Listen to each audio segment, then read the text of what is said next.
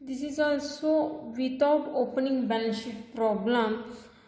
Receipts and payments accounts of Shankar Sports Club is given below. They are given Sports Club of Shankar. Receipts and payments account year ended 31st March 2018. They are given of receipts and payments information of Shankar Sports Club Limited. As on receipt side, cash in hand we are considered as the opening balance sheet. ಅಂದರೆ opening balance ಶೀಟಲ್ಲಿ cash in hand ಅಂತ 2600ನ consider ಮಾಡ್ತೀವಿ. Opening balance sheet. Entrance fees income. Donation for building. ಏನಾದರೂ specific ಪರ್ಪಸ್ಗೆ amount, it means large amount, ಜಾಸ್ತಿ ಅಮೌಂಟ್ನ donation ಆಗಿ ಕೊಟ್ಟರೆ ಅದನ್ನು ನಾವೇನಂತ ಕನ್ಸಿಡರ್ ಮಾಡ್ತೀವಿ, ಕ್ಯಾಪಿಟಲ್ ಫಂಡ್ ಅಂತ ಕನ್ಸಿಡರ್ ಮಾಡಿ ಕ್ಯಾಪಿಟಲ್ ಫಂಡ್ಗೆ ಆ್ಯಡ್ ಮಾಡ್ತೀವಿ. ಅದರ್ ದ್ಯಾನ್ ಡೊನೇಷನ್ನ ನಾವು ಯಾವ ಕಡೆ ಹಾಕ್ತೀವಿ, ಇಟ್ ಮೀನ್ಸ್ ಸ್ಪೆಷಲೈಸ್ಡ್, ಕ್ಯಾಪಿಟಲೈಸ್ಡ್ ಅಂದರೆ ಲಯಬಿಲಿಟಿ ಸೈಡ್ ಕನ್ಸಿಡರ್ ಮಾಡಿ. Locker rent as a income. Life membership fees, they are until death they are enjoying a membership, ಅಂದರೆ ಫೆಸಿಲಿಟೀಸ್ನ ಸರ್ವಿಸಸ್ನ ಎಂಜಾಯ್ ಮಾಡ್ತೀವಿ. ಹಾಗಾಗಿ ಇದನ್ನು ನಾವು same as it is donation liability side capital fund consider ಮಾಡ್ತೀವಿ. Profit from entertainment as a income. Subscription also income. Then payment side, rent it consider as expenses. wages also. Builder table consider as a asset. Furniture also asset. Interest expenses, postage expenses, salary expenses, cash in hand. It consider as a closing balance sheet, cash in hand. They are given some adjustment for the Shankar Sports Club. Want to prepare opening balance sheet and closing balance sheet. Subscription outstanding on March 31st, 2017. 2017 was a previous year, 2018 was a current year in this problem. Is rupees 1200. This is considered as a asset for previous year balance sheet. 2300 March 31st 2018 is a current year. Considered as a asset for a current year. Then opening of postage stamp. It considered as a postage stamps na opening stock ಅಂತ consider ಮಾಡಿ previous ಇಯರಲ್ಲಿ asset side mention ಮಾಡ್ತೀವಿ. Closing ಸ್ಟಾಕ್ನ current ಇಯರಲ್ಲಿ ಸ್ಟಾಕ್ಗೆ opening balance ಅಂತ consider ಮಾಡಿ current ಇಯರಲ್ಲಿ assets ಅಂತ consider ಮಾಡ್ತೀವಿ. Next rent for 16-17 is a considered as a previous year liability. It's a current year liability. ನೋಡಿ ನಾವು ಆ ಇನ್ಫಾರ್ಮೇಷನಲ್ಲಿ ಯಾವುದನ್ನು ಪ್ರೀವಿಯಸ್ ಇಯರ್ಗೆ ಹಾಕೊಬೇಕು, which was current year. As well as on April 1st 2017 the club owned furniture 15,000, furniture value of 22,500. 2017 ಅಂದರೆ ಇದು previous year. Current ಇಯರಲ್ಲಿ ಕೂಡ furniture ಕೊಟ್ಟಿದ್ದಾರೆ 10,000.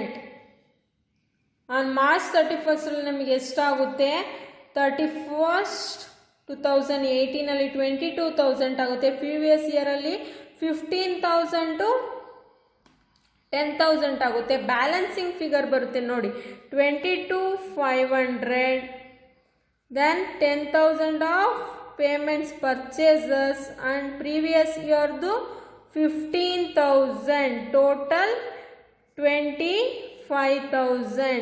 ಎಷ್ಟು ಡಿಫ್ರೆನ್ಸ್ ಇದೆ? 2,500 we are considered as a depreciation.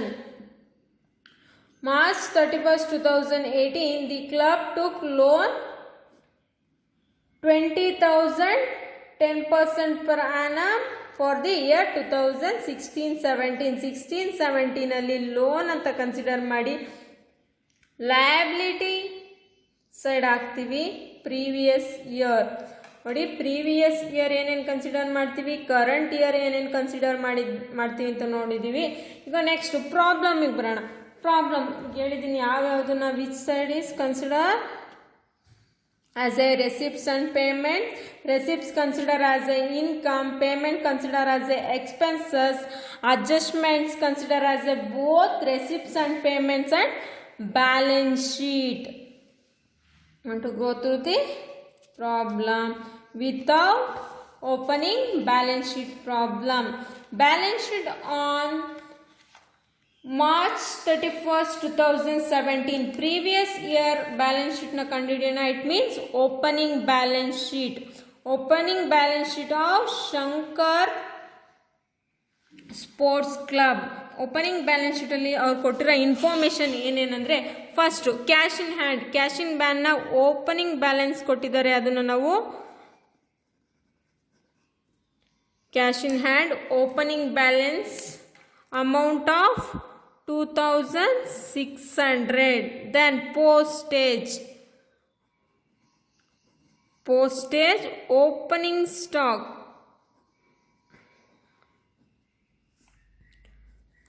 300.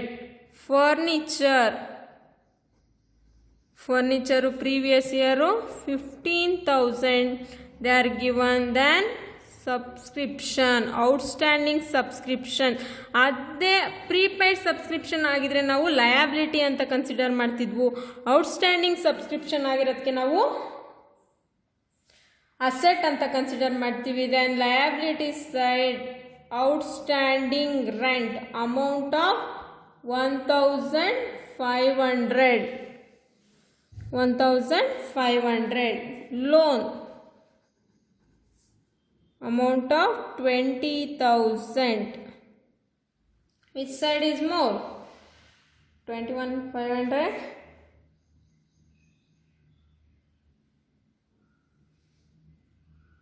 20,000. ಇದು ಲಯಬಿಲಿಟಿ ಸೈಡ್ ಜಾಸ್ತಿ ಇದೆ. 21,500. ನಮಗೆ ಕ್ಯಾಪಿಟಲ್ ಫಂಡ್ ಯಾವಾಗಲೂ ಲಯಬಿಲಿಟಿ ಬರ್ತಿತ್ತು, ಇವಾಗ ಕ್ಯಾಪಿಟಲ್ ಸೈಡ್ ಅಸೆಟ್ ಬಂದಿದೆ. ಇದು ನಾವು ಅಸೆಟ್ ಸೈಡ್ ಆಫ್ ಕರೆಂಟ್ ಇಯರ್ಗೆ ಕನ್ಸಿಡರ್ ಮಾಡ್ಕೊಬೇಕು.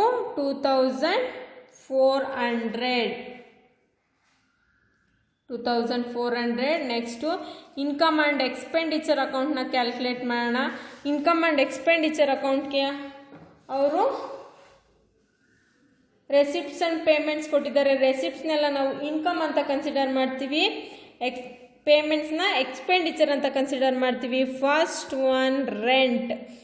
Payment side rent 18,000 they are given. Current outstanding for current year 1,500. Outstanding for previous year same 1,500. outer column 18,000. let's add.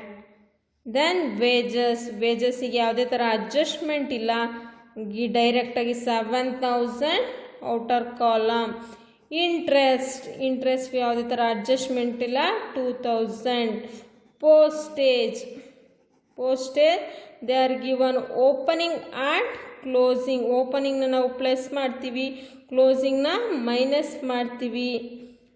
Outer column 1,100.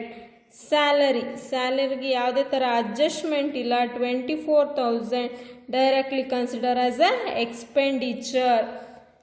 ನಾವು ಪ್ರೀವಿಯಸ್ಸಲ್ಲಿ ಪ್ರಾಬ್ಲಮಲ್ಲಿ discuss ಮಾಡಿರೋ ಥರ depreciation ಇದೆ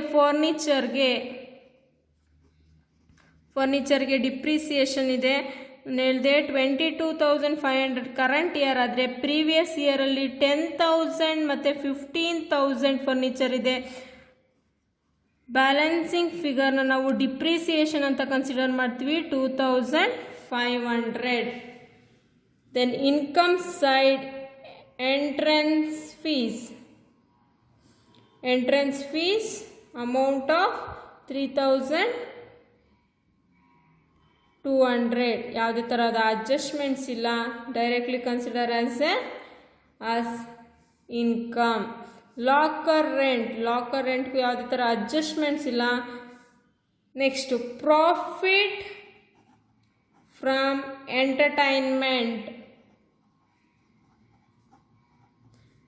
ಎಂಟರ್ಟೈನ್ಮೆಂಟು ಪ್ರಾಫಿಟ್ ಆಗಿದ್ರೆ 3,000 ಯಾವುದೇ ಥರ ಅಡ್ಜಸ್ಟ್ಮೆಂಟ್ ಇಲ್ಲ, ಡೈರೆಕ್ಟಾಗಿ ಕನ್ಸಿಡರ್ ಮಾಡ್ತೀವಿ. ಸಬ್ಸ್ಕ್ರಿಪ್ಷನ್ಗೆ ಅಡ್ಜಸ್ಟ್ಮೆಂಟ್ ಇದೆ. ಸಬ್ಸ್ಕ್ರಿಪ್ಷನ್ನು 40,000 add for current year outstanding less previous year outstanding 2,300 for a current year, 1,200 for previous year. Outer column 4,100. Which side is more? 18, 7, 2, 1, 24, 2,500. Total 54,600. As it is 54,600 ಇಂದ ನಾವು ಮೈನಸ್ ಮಾಡಿದ್ರೆ ನಮಗೆ ಡೆಫಿಸಿಟ್. ಪ್ರತಿ ಪ್ರಾಬ್ಲಮ್ಗೆ ನಮಗೆ ಸರ್ಪ್ಲಸ್ ಸಿಗ್ತಾ ಇತ್ತು. ಇನ್ ದಿಸ್ ಪ್ರಾಬ್ಲಮ್ ಡೆಫಿಸಿಟ್ನ ನಾವು capital ಫಂಡ್ಗೆ absolutely minus ಮಾಡ್ತೀವಿ, ಸರ್ಪ್ಲಸ್ನ ನಾವು ಆ್ಯಡ್ ಮಾಡ್ತೀವಿ. ಇವಾಗ ನಾವು ಮೇಯ್ನಾಗಿ ನೋಡಬೇಕಾಗಿರೋದು closing balance sheet of Shankar sports club as on 31st March 2018. Liability side ನೋಡೋಣ. ರೆಂಟ್ ಔಟ್ಸ್ಟ್ಯಾಂಡಿಂಗ್ ಆಗಿದ್ರೆ ನಾವು ಲಯಬಿಲಿಟಿ ಅಂತ ಕನ್ಸಿಡರ್ ಮಾಡ್ತೀವಿ. ಅದೇ ಸಬ್ಸ್ಕ್ರಿಪ್ಷನ್ ಔಟ್ಸ್ಟ್ಯಾಂಡಿಂಗ್ ಆಗಿದ್ರೆ ನಾವು ಅಸೆಟ್ ಅಂತ ಕನ್ಸಿಡರ್ ಮಾಡ್ತೀವಿ. Outstanding subscription 2,300. ಲೋನ್ ಇದೆ, ಲೋನ್ ನಾವು ಲಯಬಿಲಿಟಿ ಅಂತ ಕನ್ಸಿಡರ್ ಮಾಡ್ತೀವಿ 20,000. Then donation for building specific ಪರ್ಪಸ್ಸಿಗೆ ಕೊಟ್ಟಿರೋದನ್ನ ನಾವು ವಯಾಬಿಲಿಟಿ ಅಂತ ಕನ್ಸಿಡರ್ ಮಾಡಿ ನಾವು ಕ್ಯಾಪಿಟಲ್ ಫಂಡ್ಗೆ ಆ್ಯಡ್ ಮಾಡಬೇಕಾಗಿತ್ತು. ನಾವಿಲ್ಲಿ ಕ್ಯಾಪಿಟಲ್ ಫಂಡು ಅಸೆಟ್ ಸೈಡ್ ಬಂದಿರೋದ್ರಿಂದ ನಾವು ಅದೇ ಥರ ಕನ್ಸಿಡರ್ ಮಾಡ್ತಿದ್ದೀವಿ. Membership fees 7,000. ಅದೇನಾದರೂ ಕ್ಯಾಪಿಟಲ್ ಫಂಡು ಲಯಬಿಲಿಟಿ ಸೈಡ್ ಬಂದಿದ್ರೆ ಡೊನೇಷನ್ನು ಮತ್ತು ಲೈಫ್ ಮೆಂಬರ್ಶಿಪ್ನ ಆ್ಯಡ್ ಮಾಡಬೇಕಿತ್ತು. Cash in hand closing balance ಏನಿದೆ ಅದು ನಾವು ಕರೆಂಟ್ ಇಯರ್ಗೆ ಕ್ಯಾಶ್ ಇನ್ ಹ್ಯಾಂಡ್ ಅಂತ ಕನ್ಸಿಡರ್ ಮಾಡ್ತೀವಿ 4,000. ದೆನ್ ಫರ್ನಿಚರ್ಗೆ ಆಲ್ರೆಡಿ ಡಿಪ್ರಿಸಿಯೇಷನ್ನ ನಾವು ತೆಗ್ದಿದ್ದೀವಿ 22,500. ಸಬ್ಸ್ಕ್ರಿಪ್ಷನ್ ಔಟ್ಸ್ಟ್ಯಾಂಡಿಂಗ್ ಆಗಿದೆ. Billiard table asset 14,000. ಪೋಸ್ಟೇಜ್ ಸ್ಟಾಕ್ನ ನಾವು ಕ್ಲೋಸಿಂಗ್ ನಾವು ಕರೆಂಟ್ ಇಯರ್ಗೆ ಕನ್ಸಿಡರ್ ಮಾಡ್ತೀವಿ. ಓಪನಿಂಗ್ನ ನಾವು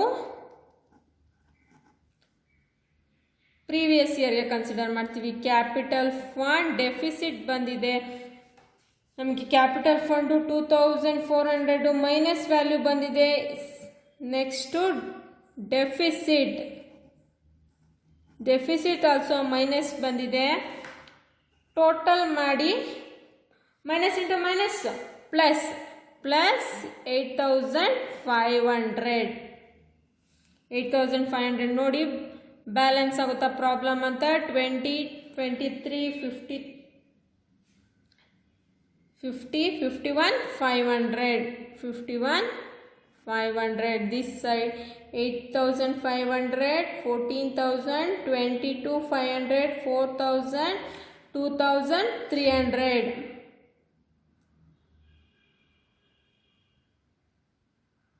51,500. Without balance opening balance sheet ಕೊಟ್ಟಾಗ ಯಾವ ಥರ ಪ್ರಾಬ್ಲಮ್ ಮಾಡೋದಂದರೆ ನಾವು ಅಲ್ಲಿ ಏನೆಲ್ಲ ಇನ್ಫಾರ್ಮೇಷನ್ನು ಕರೆಂಟ್ ಇಯರ್ ಕೊಟ್ಟಿದೆ ಅದನ್ನು ನಾವು ಕರೆಂಟ್ ಇಯರ್ ಬ್ಯಾಲೆನ್ಸ್ ಶೀಟ್ಗೆ ಕನ್ಸಿಡರ್ ಮಾಡ್ತೀವಿ. ಏನೆಲ್ಲ ಇನ್ಫಾರ್ಮೇಷನ್ ಪ್ರೀವಿಯಸ್ ಇಯರ್ ಕೊಟ್ಟಿದ್ದಾರೆ ಅದನ್ನು ನಾವು ಪ್ರೀವಿಯಸ್ ಇಯರ್ ಬ್ಯಾಲೆನ್ಸ್ ಶೀಟ್ಗೆ ಕನ್ಸಿಡರ್ ಮಾಡ್ತೀವಿ. ಅಡ್ಜಸ್ಟ್ಮೆಂಟ್ಸ್ ಮಾತ್ರ ನಾವು two sides within income and expenditure account also and balance sheet also. We consider all the information of receipts and payments account and adjustment. We will get same answer of the assets and liability.